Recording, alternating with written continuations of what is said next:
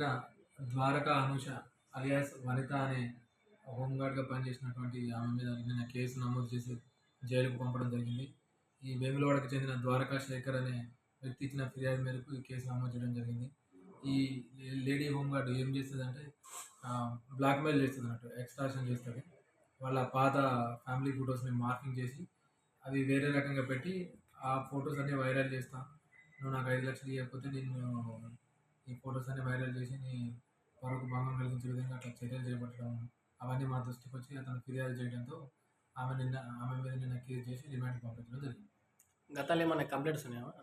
గతంలో కూడా ఈమె మీద ఒక వేములవాడకు చెందిన ఒక వ్యక్తి దగ్గర ఇదే విధంగా ఒక 40 lakhs దాకా పైసలు తీసుకొని అవి ఇవ్వకుండా అతన్ని కూడా బెదిరించిన సందర్భంలో అది గతంలో కూడా కేసు నమోదైంది. అప్పుడు కూడా ఈమెని జైలుకు పంపించడం జరిగింది.